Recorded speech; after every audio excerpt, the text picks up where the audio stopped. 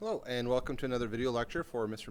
Mosier 8th grade U.S. history class. This is looking at life in the U.S. for immigrants. This is kind of part of our big idea number 2, that immigrants face challenges coming to the United States. The textbook reading for this particular lecture series comes to us from pages 636 to 641. Kind of our guiding questions in this lecture is, where did most immigrants settle during the Great Wave between 1890 and 1920? What brought many immigrants to the U.S. during the Great Wave? Why did many immigrants settle in ethnic neighborhoods? Where did many immigrants end up living in these rapidly growing cities? So why did we have such a huge wave of immigration between 1890 and 1920? And the real simple answer was jobs. This coincides with the same time that America is going under the second industrial revolution. There are new factories, mass production, new opportunities for labor, and there's just a need for workers, and the U.S. pulls on that, and immigrants come in to basically fill that workforce. And if we look here on this map here that shows immigration in the U.S. between this period of 1890 and 1920, you can see that the largest concentration of immigrants are up here in the north and northeastern section here, places like New York, the upper Midwest like Chicago, Ohio, Pennsylvania. It has huge numbers of immigration. So the greatest concentration is up there in the north part of the U.S., where a lot of factories are beginning to be formed and developed, and that makes sense because that's where the work was needed, and that's where most of the immigrants will settle. Most of the Mexican immigrants you'll see here will settle in Texas and the American Southwest. And again, they were mostly fleeing from the Mexican Civil War, and many of them were trying to find family members that they knew that were living in that part of the country to somewhat settle upon. So jobs are the main factor. Again, this is the height of the Great Immigration.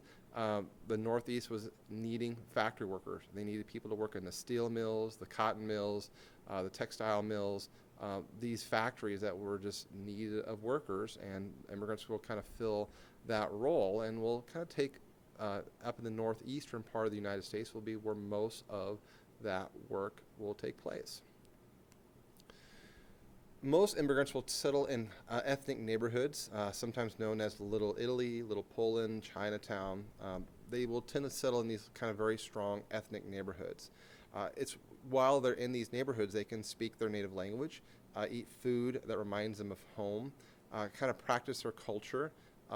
Businesses, a lot of immigrants of their ethnicity from their group will form small businesses, so it kind of gave them an entry-level job upon arriving to the United States. They had newspapers and schools, clubs, a lot of social organizations that immigrants who came earlier helped establish to help the new immigrants that were kind of coming in during this time period.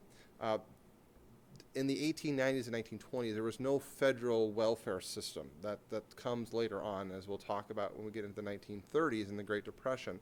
So most of the organizations that were established to help out the poor and the immigrants were called benevolent societies. They were, private enterprises formed that provided aid to immigrants if they were sick or if they needed help, if they were unemployed, or if they were deaf and family members, surviving family members needed assistance. These benevolent societies were all kind of established. And you can see here from this photograph here of Little Italy in New York around the turn of the century in the early 1900s, this is a very, very crowded neighborhood where a lot of these Italian immigrants are all living in. And it kind of created a safe haven, kind of a harbor for these immigrants to kind of settle in and live in until they could help them get kind of acclimated to life in the United States. Because of the large number of immigrants, we also will see a huge push in the early 1900s to require mandatory public education. And in a large sense, this was to help those immigrant children to identify, not just to be able to read and write, but also to teach them what it means to be an American. And that's kind of where the tradition of social studies comes from, is this idea of knowing your nation's history and knowing about your nation's systems of laws and government, which is all part of our social studies curriculum, kind of has a lot of rooted investments from this time period, or the early 1900s, where you had a large influx of immigration and kind of a desire by the public to make sure that the children of immigrants would value and appreciate the traditions and cultures of the United States. We see in the photograph here 2 schools here in New York.